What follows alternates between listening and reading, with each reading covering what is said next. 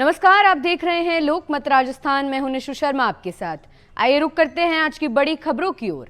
अमेरिकी राष्ट्रपति Donald Trump ने सोमवार को घोषणा की है कि वो ग्लोबल टैरिफ बढ़ाने की अंतिम तारीख 9 जुलाई से बढ़ाकर 1 अगस्त कर रहे हैं।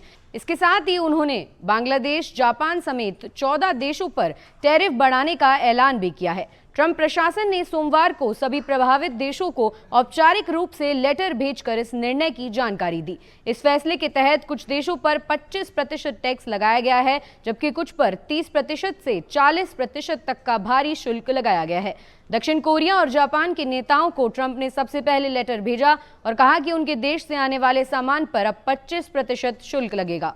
प्रधानमंत्री नरेंद्र मोदी ब्रिक्स समिट में शामिल होने के बाद मंगलवार को रियो डी जेनेरियो से ब्राजील की राजधानी ब्रासिलिया पहुंचे। यहां पर उनका स्वागत शिव तांडव स्तोत्र और भारतीय शास्त्रीय नृत्य से किया गया।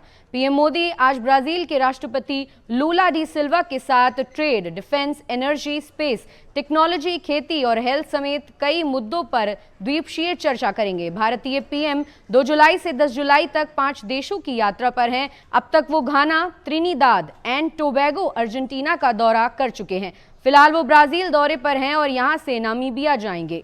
इजराइल के प्रधानमंत्री बेंजामिन नेतन्याहू ने अमेरिकी राष्ट्रपति डोनाल्ड ट्रंप को नोबेल शांति पुरस्कार के लिए नॉमिनेट किया है। नेतन्याहू ने मंगलवार को व्हाइट हाउस में ट्रंप से मुलाकात के दौरान इसकी जानकारी दी।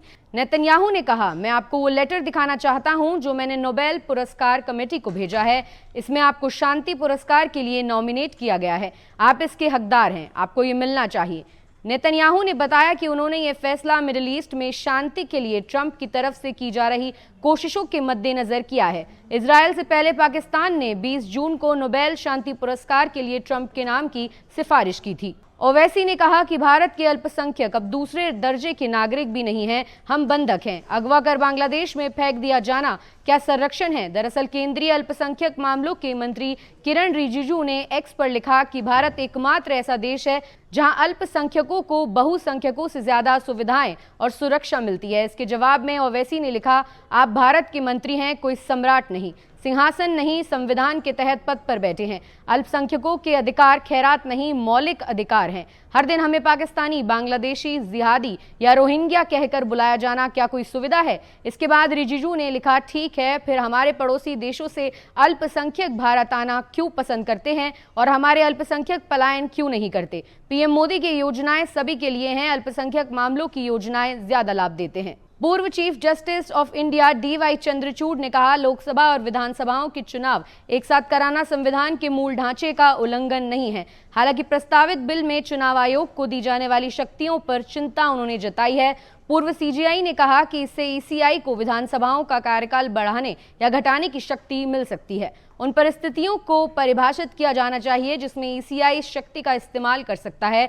जस्टिस चंद्रचूड़ ने एक देश एक चुनाव पर बनी संसदीय समिति को अपनी लिखित राय सौंपी है। छतरपुर स्थित बागेश्वर धाम में सोमवार मंगलवार की दरमियान रात करीब 3 बजे धर्मशाला की दीवार ढह गई। मलबे में दबने से उत्तर प्रदेश निवासी महिला श्रद्धालु की मौके पर ही मौत हो गई, जबकि 10 घायल हुए हैं। इसमें 7 लोग उत्तर प्रदेश, 1 उत्तराखंड जबकि 2 पश्चिम बंगाल के हैं। 4 घायलों को ग्वालियर रेफर किया गया है। महिला की पहचान अनीता देवी के रूप में हुई है। वो उत्तर प्रदेश में मिर्जापुर जिले के अदलहाट गांव की रहने वाली है। परिजन ने बताया कि वो धर्मशाला में सो रहे थे, अचानक दीवार भरभराकर उनके ऊपर आ गिरी। इससे पहले 3 जुलाई को भी बागेश्वर धाम परिसर में ही टेंट गिर गया था। लोहे का एंगल सिर में लगने से एक श्रद्धालु की मौत हो गई थी, जबकि भगदड़ में 8 लोग घायल हुए थे। गोपाल खेमका हत्याकांड में पुलिस ने आज सुबह एक आरोपी का एनकाउंटर कर दिया। आरोपी राजा ने शूटर उमेश को हथियार उपलब्ध कराए थे।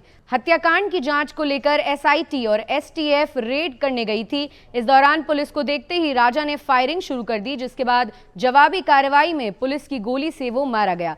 एनकाउंटर की घटना माल सलामी थाना क्षेत्र के पीर दमरिया इलाके की है। बताया जा रहा है कि पुलिस जब गई तो राजा घर से बाहर निकलकर भागने लगा। वहीं पर पास में ईंट भट्टे के पास वो पुलिस पर ताबड़तोड़ गोली चलाने लगा। पुलिस ने भी अपनी सुरक्षा में गोली चलाई, उसे पकड़ने के लिए फायरिंग की, लेकिन वो जवाबी फायरिंग में ढेर हो गया। देश के सभी राज्यों में मानसून की झमाझम बारिश हो रही है। मूसलाधार बारिश के कारण कुछ राज्यों में बाढ़ जैसे हालात हो गए हैं। इसी बीच भारत मौसम विभाग ने 8 जुलाई से 13 जुलाई 2025 तक के लिए देश के अलग अलग हिस्सों में भारी से बहुत भारी बारिश होने की चेतावनी जारी की है। इस दौरान मध्य भारत, पूर्वी भारत, उत्तर पश्चिमी भारत और दक्षिणी प्रायद्वीपीय भारत के कई हिस्सों में मानसून सक्रिय रहेगा, जिससे किसानों और आम नागरिकों को राहत और सतर्कता दोनों की आवश्यकता होगी। वहीं कुछ राज्यों में गर्मी और नमी का असर भी देखने को मिलेगा। ऐसी और ताजा खबरों के लिए आप देखते रहें लोकमत राजस्थान।